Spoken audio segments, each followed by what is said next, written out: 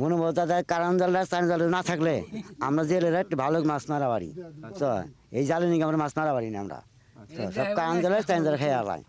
চাইনা জালে নিয়ে মাছ কম পাওয়া যায়। সামনের দিনগুলোতে আশা করছি যে এ ধরনের কার্যক্রম আমরা বন্ধ করতে পারবো।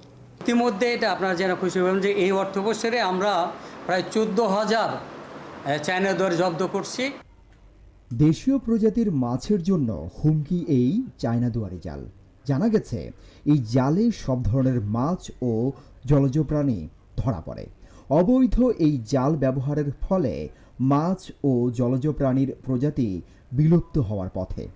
এসব জাল ব্যবহারের ফলে খাল বিলের পানি প্রবাহ বাধাগ্রস্ত হচ্ছে এবং জলাবদ্ধতা তৈরি হচ্ছে। এই মরণ জাল স্থানীয়ভাবে চায়না জাল, রিং জাল বা চায়না দুয়ারি জাল নামেও পরিচিত। সূক্ষ্ম বুনন নকশার কারণে ছোট বড় মাছ ও জলজ প্রাণী এতে ঢুকলেও বের হতে পারে না। এতে পোনা ও মা মাছ ধরা পড়ছে। এতে করে প্রাকৃতিক বংশবৃদ্ধি ব্যাহত হচ্ছে।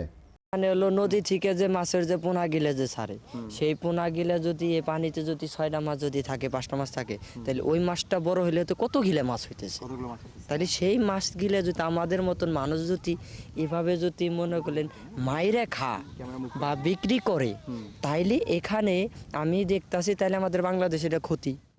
দেশীয় মাছ রক্ষার জন্য নানা ধরনের জাল সরকার নিষিদ্ধ করেছে।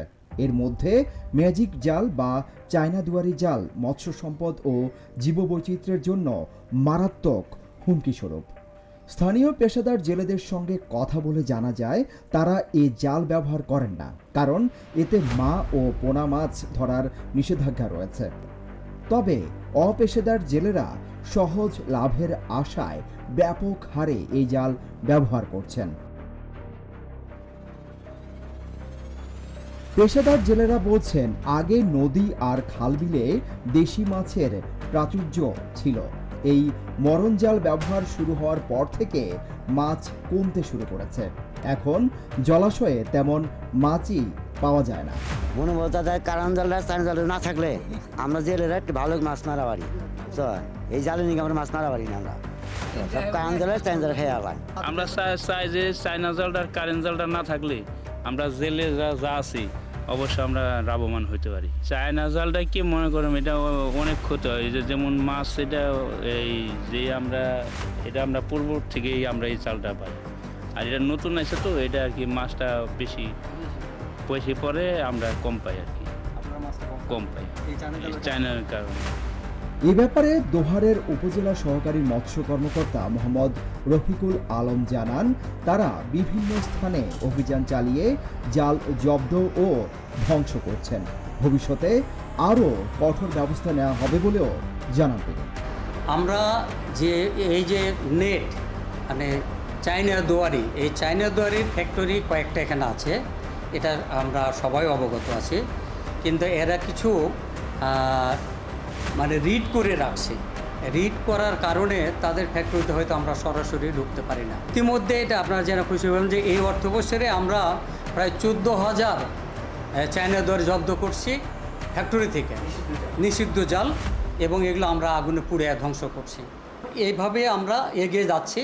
আর এদিকে দোহার উপজেলা নির্বাহী কর্মকর্তা মোহাম্মদ মাইদুল ইসলাম জানান, পোনা ও মা মাছ বাঁচলেই মাছের বিস্তার হবে।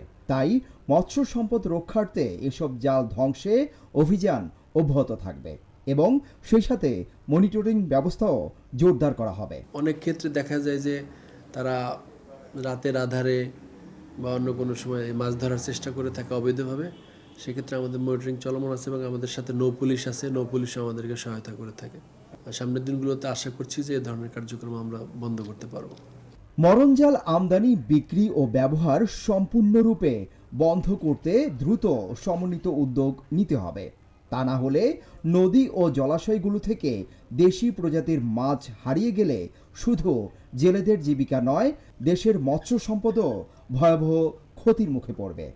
দর্শক, আমরা বিলাসপুর এলাকায় আছি। এখানে দেখতে পাচ্ছেন যে জেলেরা কিন্তু সবাই সকাল থেকে কিন্তু মাছ ধরার জন্য তারা এখানে আছেন, কিন্তু তারা বলছেন যে নিষিদ্ধ জালের কারণে কিন্তু তারা আগের মতো মাছ পাচ্ছে না।